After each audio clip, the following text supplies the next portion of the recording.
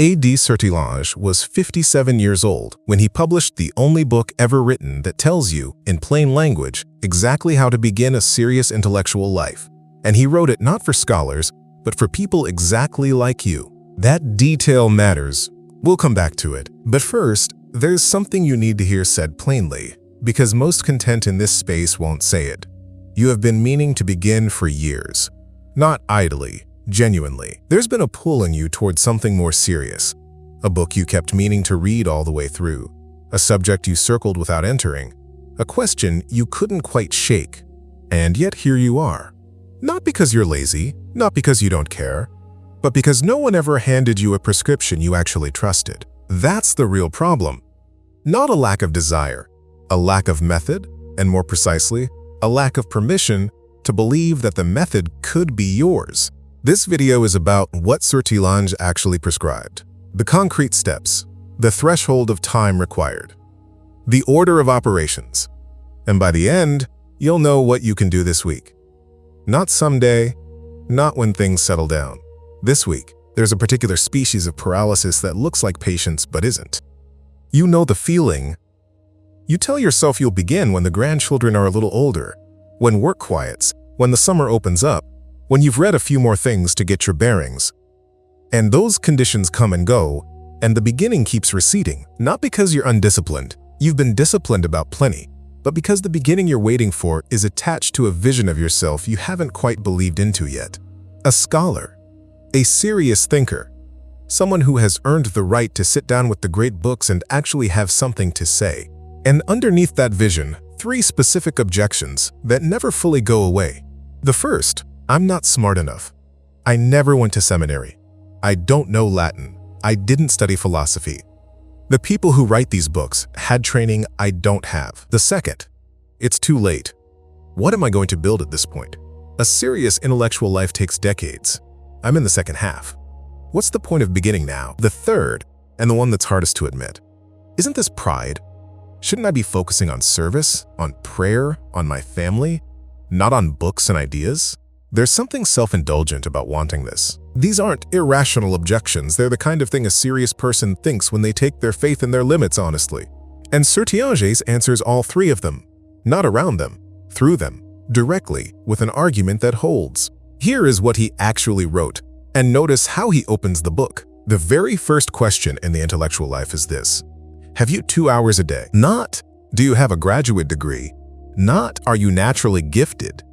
Not, have you already read Aquinas and Augustine? The threshold he names at the front door of the entire enterprise is 2 hours a day. Consistently given, protected from distraction and dissipation. That's the requirement. And he is explicit as a man can be in print about who he is writing for. He is not writing for the great minds, the natural geniuses, those for whom learning arrives like breathing. He says that group needs no instruction from him. He is writing for what he calls the honest worker, the person of ordinary talent who wants to think seriously, who wants to contribute something to truth, who wants their faith to be more than an inheritance and their mind to be more than a filing cabinet for received opinions. That is his reader. He describes that reader carefully, almost tenderly, because he knows the honest worker doubts his right to be in the room. And Sertillanges' answer is that the room was built for him. So the first objection, I'm not smart enough, meets its answer directly in Sertillanges' own stated purpose. He wrote the book for you, not metaphorically, literally. The second objection, it's too late, deserves a different kind of answer. Not a philosophical one, a biographical one. Sertillanges was born in 1863 on a street in Paris called the Rue Roland. He lived there, in that specific arrangement of stone and light, on the same street where Blaise Pascal had lived and died 2 centuries before. Whether he thought about that often, we don't know. But it is the kind of biographical detail that feels earned. A man whose whole life was about the continuity of serious Christian thought, placed at birth on a street already consecrated to it. He became a Dominican friar, a member of the Order of Preachers, the order that produced Aquinas. He taught, he wrote, he preached at the Madeleine, the great classical church in Paris, the place where the intellectual class of the city went to be challenged. He was a public figure of the first rank in French Catholic intellectual life. And then he was silenced. For approximately 17 years, he could not publish. He could not teach. The exact reasons are a matter of historical debate, a theological controversy with his Dominican superiors. But the fact is documented: 17 years without a public voice. 17 years of work that could not go out into the world. He was 57 when the intellectual life appeared. Think about that for a moment, not as an inspirational data point, as a fact with weight. The man who wrote the definitive Catholic manual on how to cultivate and sustain a serious intellectual life published it after nearly 2 decades of enforced silence. The starting point he prescribes had already, in some sense, been taken from him, and it came back, and he used it. If Sertillanges' answer to "I'm not smart enough" is in his stated purpose, his answer to "it's too late" is in his life. The intellectual life has no retirement age. It has only the choice to begin or not to begin. Now, a brief word about something you may have already encountered. Cal Newport's deep work, published in 2016, argues that the capacity for sustained, undistracted cognitive effort is becoming both increasingly rare and increasingly valuable. Newport prescribes protecting windows of unbroken time for serious work, cultivating what he calls deep work as a professional and creative discipline. The book was widely read, and for good reason. It works as far as it goes.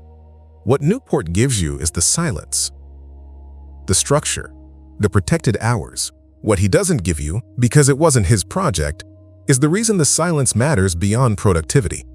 He can't tell you what to do with your soul once you're in it. He can tell you to turn off the notifications and close the tab.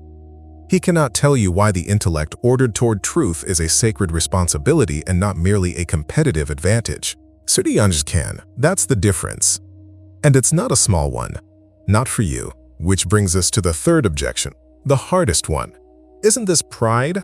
Here is where you need to understand the framework Sertillanges operates from, not as abstract theology, but as a claim about what you actually are.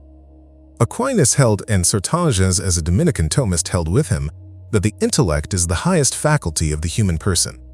Not the emotions, not the will taken in isolation, not even the capacity for virtue in the abstract, but the intellect, the power of knowing truth. And truth, in the Thomistic account, is not merely information. Truth is one of the names of God. The intellect is the faculty ordered toward God by its very nature. What follows from this is uncomfortable, but it follows cleanly. To leave the intellect dormant, to let it coast on received opinions and inherited categories, never deepening, never pushing toward the truth of things, is not humility. It is a kind of negligence, not a sin in the dramatic sense, but a specific failure to use what you were given. Sertillanges writes that study, undertaken in this spirit, is prayer, not like prayer, not adjacent to prayer. The serious pursuit of truth, done in the right interior disposition, is itself an act ordered toward God. The person who studies in this way is not indulging themselves.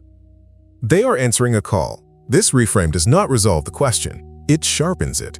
Because now the choice is no longer between humility and pride, it's between fidelity and negligence.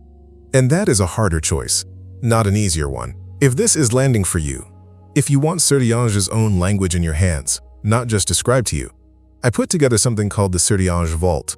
It's 70 of his most precise quotes, each one annotated with the full context, the theological tradition behind it, and one specific application to your daily life, formatted to print and keep. The link is in the description. Near the end of the intellectual life, Sertillanges writes a sentence that should be understood as the climax of everything he has argued.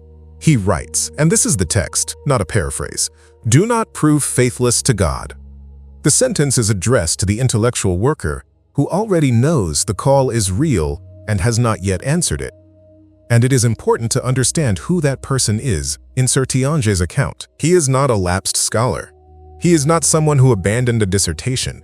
He is the ordinary Christian who received, along with everything else, a mind, a faculty ordered toward truth, the same intellectual nature that Aquinas had, that Pascal had, that every man and woman made in the image of God has received, and who has, through the slow accumulation of reasonable-sounding excuses, left it to its own quiet erosion. Not faithless to himself, faithless to God. This is the weight of what Sertillanges is saying, and it would be wrong to soften it. It is a demanding claim. He makes it in the context of a book that has spent 200 pages showing exactly how to answer it. So it isn't cruelty, and it isn't perfectionism. It's precision. The man has told you what is required. He has told you it is possible. He has told you it is for you specifically. And then at the end, he names what it means to walk away.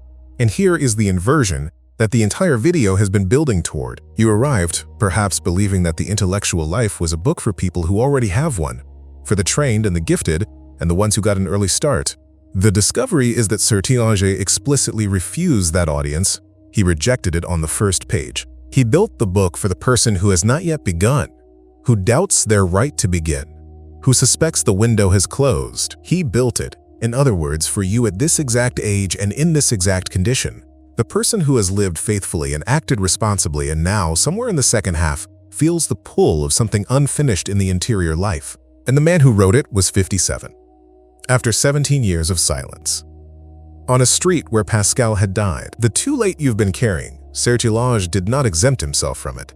He sat in it for nearly 2 decades, unable to publish or teach. And then he emerged and wrote the most demanding invitation to intellectual seriousness that the Catholic tradition has produced. Because it was not too late. It was exactly the right time, so. What do you do this week? Sertillanges is not vague on this. The method he prescribes has a clear entry point, and it starts with 4 things, not 40.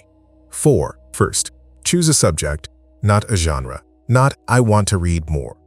A specific subject, a question, a thinker, a period of history, a theological problem, something you can name. The intellectual life begins in concentration, not in broad reading. Sertillanges is firm on this. Scattering attention produces a reader, not a thinker. Name what you're after. Second, protect 2 hours. Not aspirationally, concretely. Look at your week and find 2 hours that can be given consistently to this work. Early morning, if that's your quiet. Late evening, wherever the house is still. Write it into the week the way you'd write in a doctor's appointment. Sertillanges is not asking for a dramatic restructuring of your life. He is asking for a margin. 2 hours. Third, open a notebook, not a digital document. A physical notebook, if possible. This is where you keep what you're thinking, not just what you're reading. The notebook is the record of a mind in motion, not a filing system. Sertillanges regards the notebook as essential because intellectual work that doesn't leave a written trace leaves almost no trace at all. The thought that isn't written is mostly lost. Fourth, name the question you're living with. Not a thesis, a question. Something you genuinely don't know the answer to and want to think your way toward. The intellectual life, in Sertillanges' account, is not the accumulation of answers. It is the sustained pursuit of a question serious enough to organize your reading and your thought around it. You don't need the answer to begin, you need the question. That's this week. A subject. 2 hours. A notebook. A question, not a transformation, a beginning. The last thing I want to say is this. Sertillanges was not naive about what he was prescribing. He knew it was demanding. He knew the honest worker would face days when the 2 hours produced nothing, when the subject felt impenetrable, when the question seemed to recede rather than clarify. He didn't promise the work would feel good. He promised it was real. And somewhere in his argument, underneath the method and the theological framework and the biographical urgency, is a quieter claim, the one that holds when the method is working and when it isn't. That the person who takes the intellectual life seriously is not working alone. That the pursuit of truth, undertaken in the right interior disposition, is accompanied. That the great dead, Aquinas, Augustine, Pascal, the long line of serious Christian minds who gave their years to this, are not behind you on a receding shore. They are, in some real sense, ahead. And the work you do in your 2 hours enters their company. It is not too late. It was never too late. It was only ever a question of whether you would begin. Begin this week. I want to ask you something before you go. Have you ever started studying something seriously? Really seriously? The kind of thing you gave real time to and then let life take it from you? If you have, tell me what it was and whether you'd pick it up again. The link for the Sertillanges Vault is in the description. 70 quotes, fully annotated, formatted to print and keep. 10 of them are free as a starting point if you want to see what it is before you commit. There's a question that remains after everything we've covered today, and I want to leave it with you rather than answer it. Sertillanges tells you how to begin. He doesn't tell you what you'll find.